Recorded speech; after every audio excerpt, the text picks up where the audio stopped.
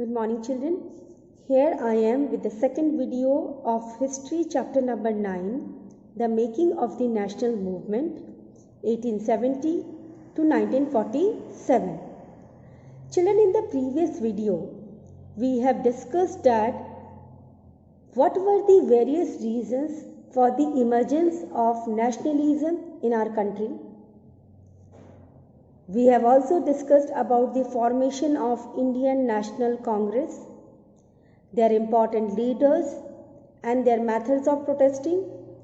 We have also discussed about their various demands. In today's video, we will discuss that there were few leaders in the Congress who were not happy with the methods of protesting of the moderate leaders of Indian National Congress. This led to the division in Congress into moderates and extremist group. The extremist group, also known as the radical group. Okay. We will also discuss about the growth of mass nationalism, the advent of Mahatma Gandhi, and the Rowlatt Satyagraha. So, let's start. By the 1890s, many Indians began to raise questions about the political style of the Congress. The failure of the moderates to achieve political reforms brought new trends in the Congress. The new group of leaders were called radical nationalists or simply as radicals. They were led by Lala Lajpat Rai, Bal Gangadhar Tilak and Bipin Chandra Pal, popularly known as Lal Bal Pal. These leaders felt that the present ways of the Congress were ineffective. They were in favor of more radical objectives and methods.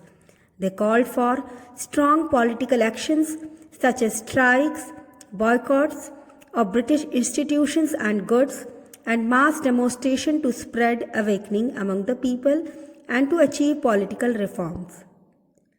Bal Gangadhar Tilak called for the attainment of Swaraj. He declared, "Swaraj is my birthright and I shall have it." On 19 July 1905, the Viceroy Lord Curzon issued an order dividing the province of Bengal, then consisting of present-day West Bengal, Bihar, Jharkhand, Odisha and Bangladesh into two parts. East Bengal, now Bangladesh, in which the majority of the population was Muslim, was separated from the rest of the Bengal, which had a high percentage of Hindus. The reason given for the partition was that since Bengal was too big, it was important to divide it so that it could be administered efficiently. The real reason for the partition, however, was different. The national movement in Bengal was very strong. The partition was a deliberate attempt to weaken it by sowing seeds of disunity between Hindus and Muslims. The partition of Bengal was widely criticized. All sections of the population rose up in opposition. Demonstrations and public meetings were held throughout Bengal. People of all communities tied sacred threads on each other's wrists to express their solidarity and oneness. The day the partition took effect, 16th October, was observed as a day of mourning. No business was conducted in the entire province. The national movement, instead of weakening, became more organized, radical, and mass-based. The partition of Bengal gave rise to two new methods of struggle, Swadeshi and boycott. Swadeshi literally means of one's own country. It was aimed at popularizing goods manufactured in India so that Indian industries could prosper. The method of boycott focused on asking people to boycott goods manufactured in Britain. This way, the British would stop treating India as a dumping ground for British goods. Starting from Bengal, the movement spread across the country. People boycotted British goods and began to use Indian-made goods. At some places, huge bonfires of foreign clothes were organized. People who wore clothes made from the cloth manufactured in Britain were criticized. Some washermen even refused to offer their services to such people. Students and women played a very important role in these movements.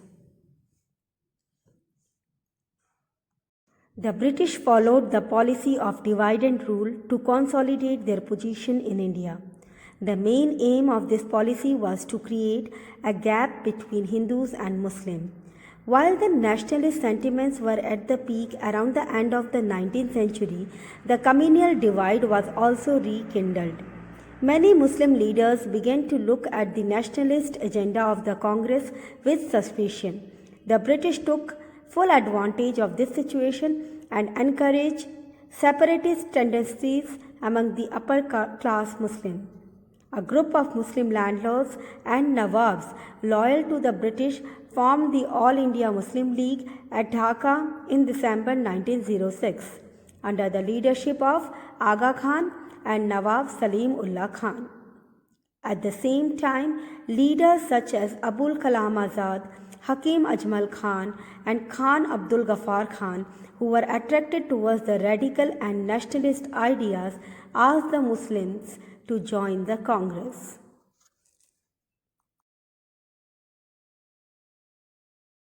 The struggle against the partition of Bengal had temporarily united the moderates and the radicals. However, the differences in objectives and methods between the two were not easy to reconcile. At the Congress session in 1907 at Surat, there was a split between the two groups. The moderates began to control the Congress and the radicals decided to function from outside. The two groups were reunited in the Congress session at Lucknow in 1916. Morley Minto Reforms 1909. To pacify the moderate leaders, the government announced the Indian Council Act, popularly known as Morley Minto Reforms. Its main features were as follows. More members were to be inducted into the Central Legislative Council and the Provincial Legislative Councils. The systems of separate electorates were introduced. The Muslims were grouped into separate constituencies from where only Muslim candidates could contest election.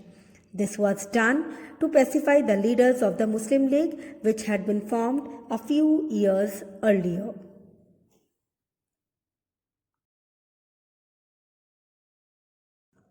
The Indian National Congress provided full support to the British government in the First World War, hoping for some political and economic gains. The nationalist forces were gaining ground and the Indian National Congress was ready to fight back if their demands were not met. Post-war, the economic and political situation in India became worse. Due to huge war expenditure, the British government increased taxes on individuals and businesses. Prices of all commodities increased, which put the common people under a lot of hardship. During the war, there was a great demand for the industrial goods, and this resulted in the decline in the supply of the European goods to India. This created opportunities for Indian industrialists to set up war goods-oriented industries in the country and expand their production. They exported jute bags, cloth, and other items during the war.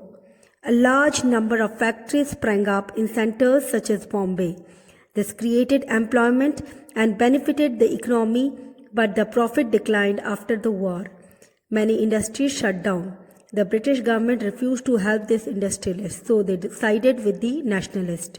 With the closure of the industries, workers, artisans, and other working classes became unemployed.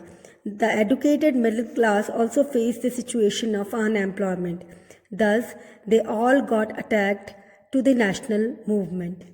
During the war, the British also expanded their army. Young men from the countryside were recruited in the army, which disrupted the social life in rural areas. Villages experienced a shortage of farm hands, carpenters, blacksmiths, and other such artisans. Moreover, these soldiers returned to India after the war. They become aware of the ways these imperialistic powers were exploiting the people of Asia and Africa. People from all walks of life started joining the national movement. After the year 1919, this struggle against the colonial rule gradually became a mass movement. Mohandas Karamchand Gandhi was born on October 2, 1869 at Porbandar in Gujarat. He received his early education in India. Then he went to England for further study in law and became a barrister. When he went to South Africa, he witnessed the ill treatment of the Indians at the hands of the Europeans. He revolted against the racial injustice and discrimination to which Indians had to submit in South African colonies.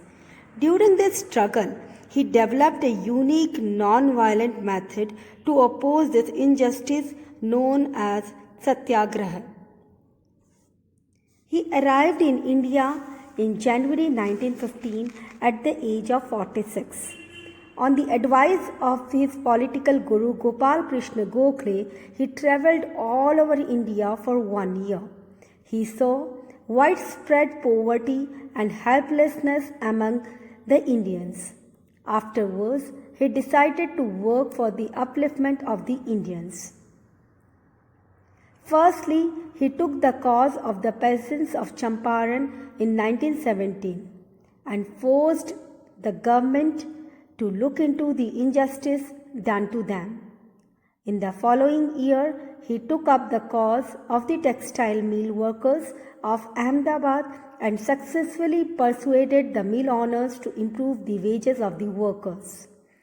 Next, he went to Kheda in Gujarat to rescue the peasants who wanted the suspension of land revenue.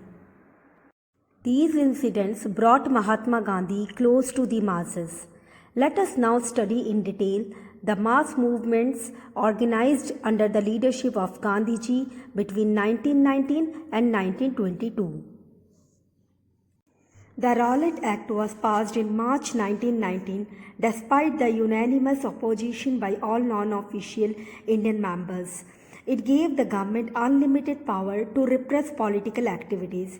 The act allowed the government to try certain political cases without juries and permitted imprisonment of suspects without any trial in a court of law. The act was criticized as tyrannical. Many leaders who were the members of the Legislative Council opposed it and resigned in protest, such as Mazharul Haq, Muhammad Ali Jinnah and Madan Mohan Malviya. Mahatma Gandhi started a Satyagraha campaign against the repressive measures of this act. To mobilize the people on a large scale, it was decided to observe April 6, 1919 as Satyagraha Day. People responded to Mahatma Gandhi's call for Satyagraha. Hartal and demonstrations were held across the nation. The Rowlatt Satyagraha turned out to be the first all-India struggle against the British government. One major factor in this united protest was the Hindu-Muslim unity. The participants of Satyagraha ensured that the Hindus and Muslims were united against the British government. Mahatma Gandhi also desired the same. He believed that India is for all people. So children, this is all for today. We will discuss more about this chapter in the next video. Till then, goodbye.